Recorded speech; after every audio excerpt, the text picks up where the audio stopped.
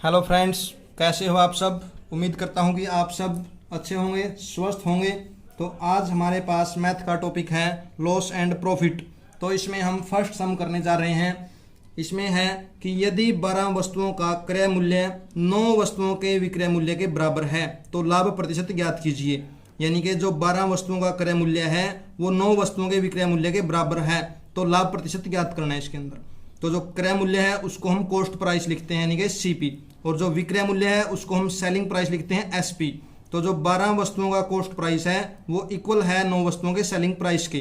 तो ये cost price इस तरफ है तो इसको यहीं रखेंगे, तो यहाँ से जो सेलिंग प्राइस है इसको इस तरफ लेंगे तो ये डिवाइड में, तो cost price divide by selling price equal है 9 पहले ही था यहाँ पर, तो 12 को हम इस तरफ लेके जाएंगे तो डिवाइड में 9/12। तो कॉस्ट प्राइस हमारे पास आया है 9 और सेलिंग प्राइस आया है हमारे पास 12।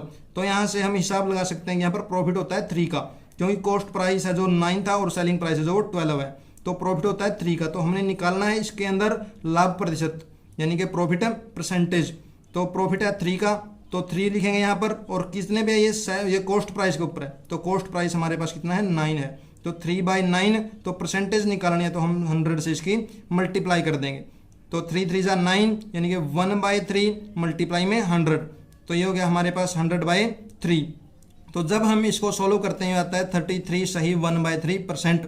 तो ये हमारे पास आता है प्रॉफिट परसेंटेज, यही हमने इसमें ज्ञात करना था। तो उसके बाद आता है सेकंड क्वेश्चन। तो सेकंड में क्या है कि एक फल विक्रेता ने कुछ केले 5 रुपए के 6 की दर से खरीदे तथा 3 रुपए के 4 की दर से बेच दिए, उसका प्रतिशत कितना है। तो हम यहाँ पर इस तरफ सबसे पहले इस प्रकार के सम में कॉस्ट प्राइस लिखते हैं और नीचे सेलिंग प्राइस लिखते हैं। यहाँ पर रुपीज़ लिखते हैं और यहाँ पर क्वांटिटी यानी मात्रा लिखेंगे।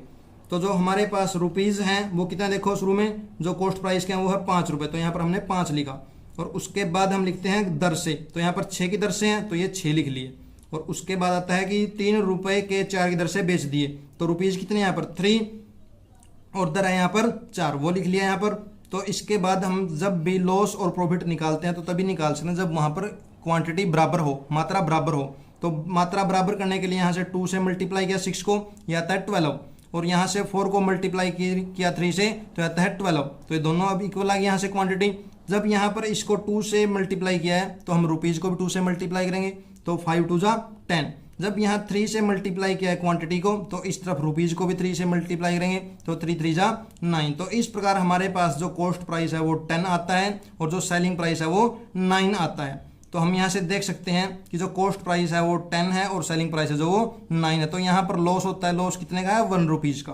तो हमने इसके अंदर प्रतिशत निकालना है, यानी कि जो लॉस हुआ है तो इसलिए लॉस परसेंटेज निकालनी है। तो लॉस कितने का है 1 का है, और कॉस्ट प्राइस कितना है यहाँ पर 10, 1/10, और निकालना है परसेंटेज तो 100 से यहाँ पर मल्टीप्लाई, तो 0 से 0 कैंसिल, यहाँ पर बचता है 10। तो ये हमारे पास आता है 10%, तो इसलिए लॉस परसेंटेज जो हमारे पास आई है वो आई है 10%।